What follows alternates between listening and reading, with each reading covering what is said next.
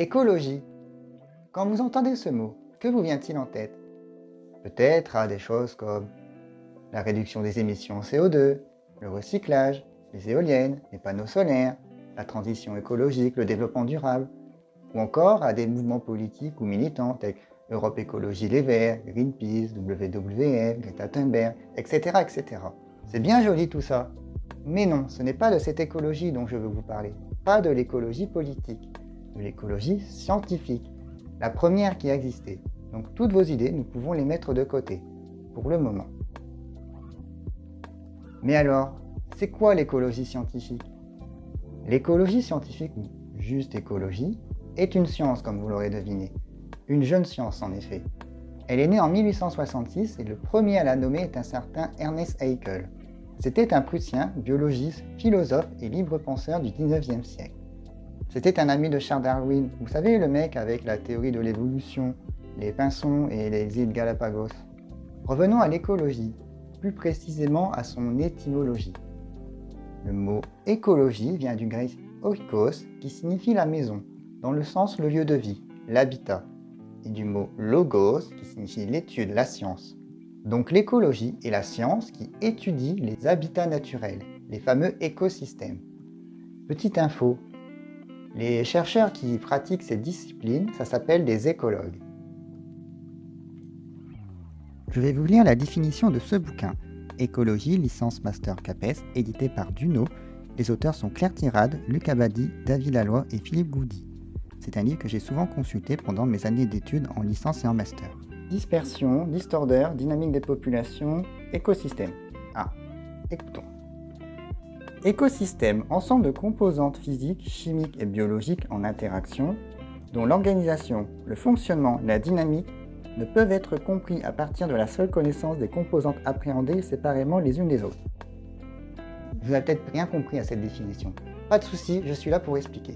Un écosystème, ça peut être un océan, un estran, une forêt, un champ, un jardin, une ville. Oui, le milieu urbain est un écosystème également. Prenons par exemple une prairie. C'est un écosystème qu'on peut trouver fréquemment en France. Dans cette prairie, on peut trouver tout plein d'espèces, telles que des espèces végétales, des poacées, du trèfle, des plantes à fleurs telles que le coquelicot, la luzerne, les orties, le chardon. Des espèces animales avec divers régimes alimentaires, des lièvres, des mésanges, des renards, des faucons pèlerins, des abeilles, des mouches, des vers de terre. Des espèces fongiques, mais aussi des bactéries et tout autre micro-organisme. Chaque espèce est constituée de plusieurs individus ayant des interactions entre eux de diverses natures et ou d'intensité. Reproduction, compétition, coopération. Mais il y a également des interactions entre nos espèces. Prédation, consommation, parasitisme, symbiose, etc. L'ensemble de ce petit monde est aussi affecté par d'autres facteurs, autres que le vivant. Ce sont les facteurs dits abiotiques. Cela inclut la lumière, la température, l'humidité du sol, l'humidité de l'air, le gel, etc. Donc, un écosystème, c'est ça. Si vous cherchez à comprendre l'écologie, la biologie, la dynamique d'une espèce, d'un milieu et ou de son organisation, il est important de prendre en compte les autres facteurs, biotiques et facteurs non vivants, abiotiques, ainsi que le type et la force des interactions. Il est évident que l'impact de la température et de l'humidité ne sera pas la même si on se trouve au Sahara ou en Sibérie. Un écosystème, c'est un outil, une façon de penser pour tenter d'expliquer ce qu'on observe dans l'environnement. Ce mode d'approche ne se limite pas seulement à l'écologie.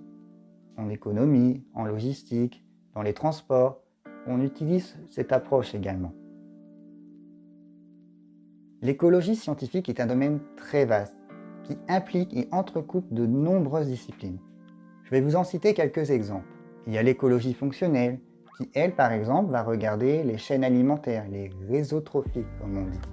Comprendre et voir comment l'énergie et la matière organique circulent à travers les organismes dans les écosystèmes. Il y a l'écologie comportementale qui elle par exemple va regarder comment cette espèce d'herbivore ou de carnivore va faire pour chercher sa nourriture, en quoi cette stratégie est efficace et non une autre. comment les individus de cette espèce cherchent et séduisent un partenaire. Il y a l'écologie évolutive, comment cette espèce va apparaître, comment elle va évoluer dans le temps. Il y a l'écologie du paysage qui regarde comment l'agencement des habitats autour de nous peut-elle affecter le déplacement des individus d'une espèce, comment ils sont répartis. Il y a aussi la synécologie, la génétique du paysage, l'écotoxicologie, l'écologie historique, la dynamique des populations, etc., etc. Il y a énormément de disciplines différentes. Tout dépendra du sujet de votre étude, de quelle espèce ou des espèces vous vous intéressez, du milieu ou des milieux, où elle se situe dans l'échelle du vivant. Est-ce que vous allez vous concentrer au niveau de la cellule? Ou est-ce que vous allez vous concentrer au niveau des organismes, des paysages? L'écologie scientifique, en quoi ça nous concerne? Quelle est son implication dans notre société? C'est un moyen pour nous de tenter d'expliquer ce qu'on observe dans l'environnement, le comprendre et de mieux situer aussi notre espèce dans tout cela. Elle apporte aussi des éléments de réponse à des problématiques sociétales.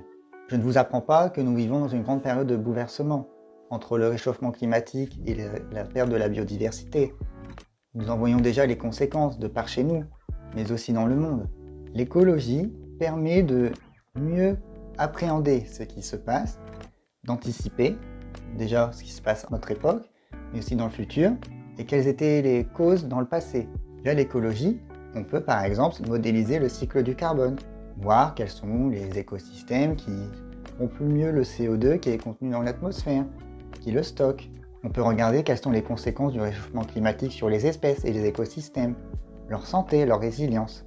Je vais vous parler d'un exemple plus concret, ça fera peut-être plus sens. J'ai participé à des études en agroécologie. C'est un domaine de recherche qui s'intéresse à ce qui se passe dans les champs et dans les cultures. Notre sujet d'étude était une mouche, une drosophile, Drosophila suzuki. C'est une espèce invasive venue d'Asie qui est arrivée en Europe et en Amérique du Nord vers 2008. C'est un ravageur de culture, elle est détestée par les agriculteurs. En effet, les femelles sont capables de pondre dans les fruits mûrs, notamment dans les fruits rouges tels que les fraises et les cerises. Bref, elle fait énormément de dégâts.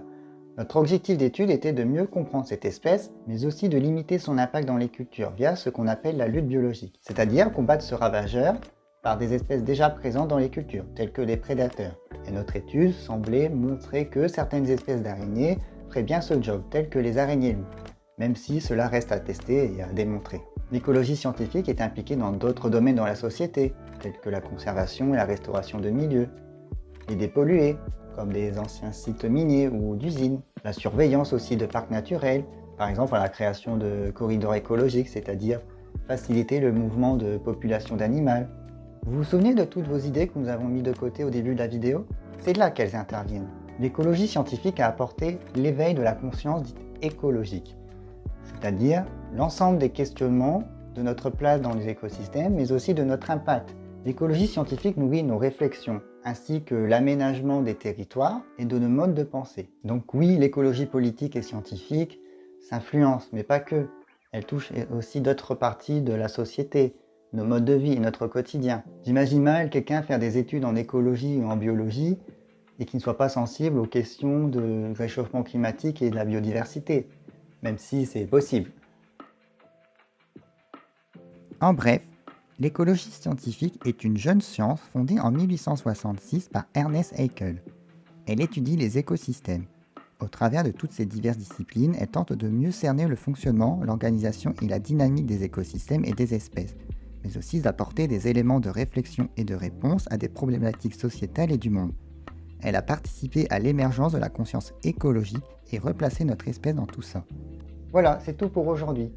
C'était ma première vidéo, ainsi que la première fois que je m'essayais à la vulgarisation scientifique.